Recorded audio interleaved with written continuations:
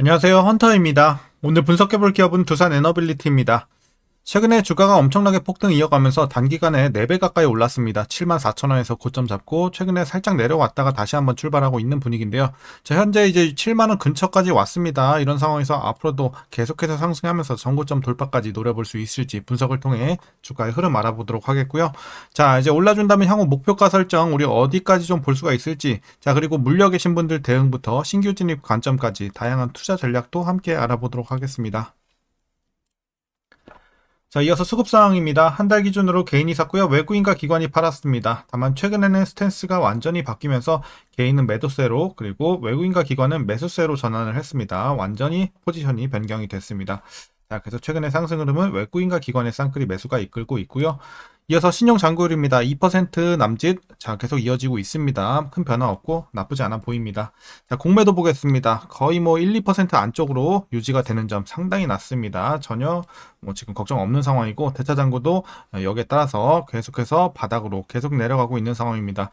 자, 그래서 공매도에서는 아예 신경 쓸 게 없는 상황입니다. 자, 이어서 동사 재무제표 분석 들어가 보도록 하겠습니다. 먼저 2020년도 매출부터 보도록 하겠습니다. 9조, 11조, 15조, 17조. 자, 작년에 처음으로 좀 눌리면서 16조대, 그리고 올해는 횡보하면서 작년 비슷한 수준 유지가 되고 있습니다. 자, 그리고 내년부터 다시 한번 출발할 것으로 보여지고 있습니다. 자, 영업이익도 마찬가지죠. 꾸준하게 올라주다가 이제 작년에 눌렸고요. 올해 횡보, 그리고 내년부터 본격적인 또 반등 이어갈 것으로 보여지고 있습니다.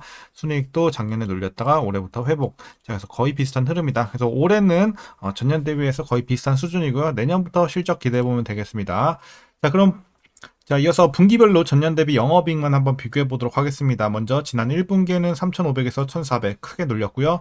2분기 3,000에서 2,800 살짝 눌리지만 거의 횡보 느낌. 자, 3분기부터 올라가죠. 1,100에서 2,800, 4분기 2,300에서 3,700 각각 크게 올라가는 모습. 자, 그래서 하반기에 우리가 좀 실적 모멘텀 기대해 볼 수가 있겠고, 상반기까지는 조금 아쉬운 모습이다. 다만 계속해서 회복되고 있는 분위기입니다. 자, 그래서 저점은 지나간 것으로 보여지고 있고요. 이어서 부채 비율 살펴보도록 하겠습니다. 자, 과거에는 좀 높았어요. 200 중반대. 하지만 계속해서 내려오면서 최근에는 120 정도, 100 초반대까지 내려오면서 안정세 이어갑니다. 자, 향후에도 조금씩 내려갈 것으로 보여지고 있습니다. 나쁘진 않아 보이고요.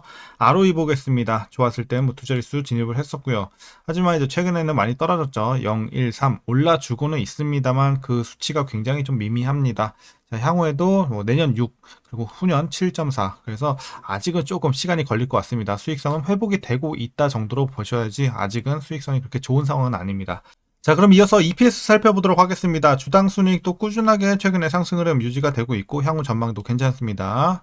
자, 좋아 보이고, 아쉬운 건 이제 배당이죠. 과거에도 없었고 올해도 없을 것으로 배당이 나오고 있습니다. 자, 참고하시고요. 이제 마지막으로 현재 PER은 141.24배, PBR은 5.21배 나오고 있습니다. 그리고 현재 주가 밸류에이션 상황은요. 자, 이제 밸류에이션 측면에서는 지금은 고평가 구간에 진입을 했다고 보고 있어요. 그래서 지금은 실적 대비 주가의 레벨이 다소 높은 구간이다, 약간 비싼 구간에 위치가 되어 있다라고 말씀드리도록 하겠습니다.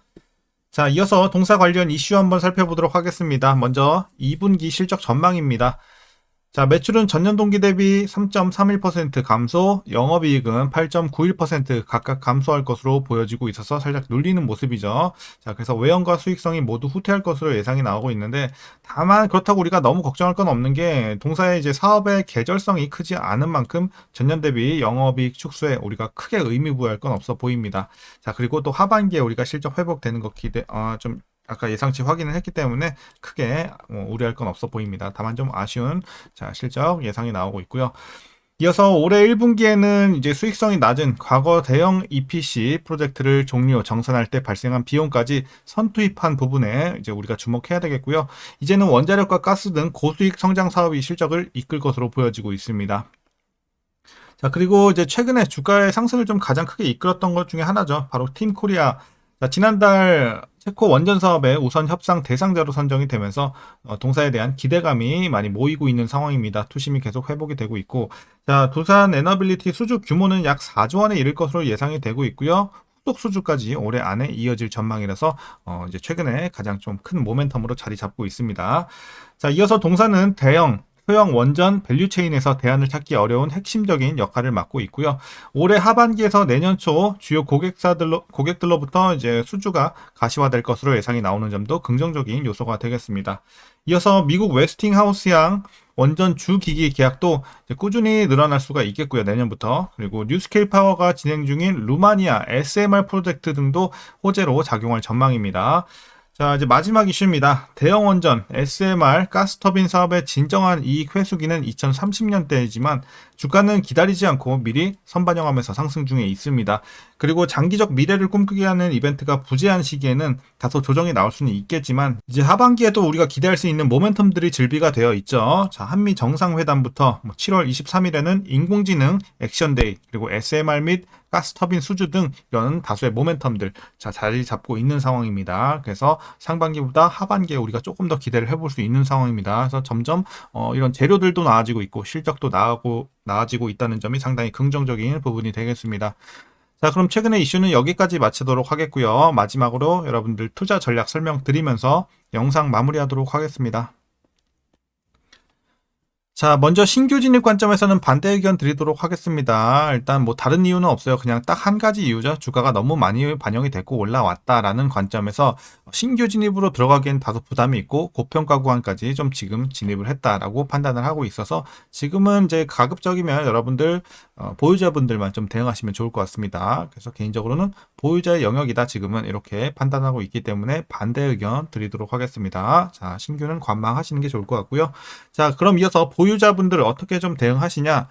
자, 먼저 목표가부터 설정하도록 하겠습니다. 현재 목표가는 개인적으로 83,000원 보고 있습니다. 그래서 전고점 돌파도 충분히 가능한 상황이다. 다만 이제 익절을 어떻게 해 나가는지가 좀 중요하겠죠. 제가 봤을 때 지금부터는 조금씩 익절해 나가는 게 좋을 것 같아요. 지금 한 30에서 50% 덜어내면서 가시고 앞으로 올라갈 때마다 나머지 비중도 계속해서 분할로 팔아 나가시면서 맥스 최종으로 82,000원까지 일단 보시면 될 것 같습니다. 다만 향후에 이런 재료에 따라서 충분히 목표 주가도 상향 가능성은 아직은 더 남아있다고 보고 있기 때문에 지금 재료로선 82,000원이지만 향후에 또 어떤 뉴스가 나와주느냐 어떤 모멘텀이 나와주느냐에 따라서 충분히 변동 가능성이 있다 이렇게 말씀드리겠고요.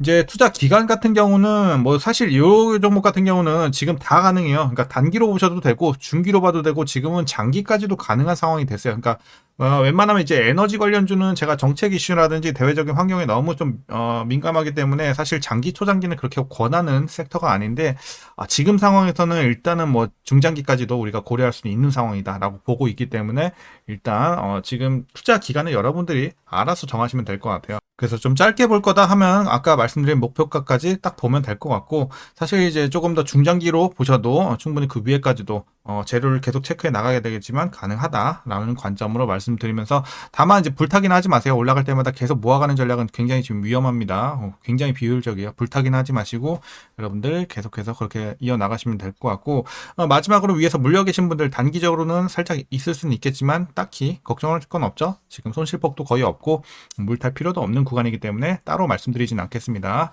자, 오늘 전략 그럼 여기까지고요. 오늘도 시청해 주셔서 감사합니다.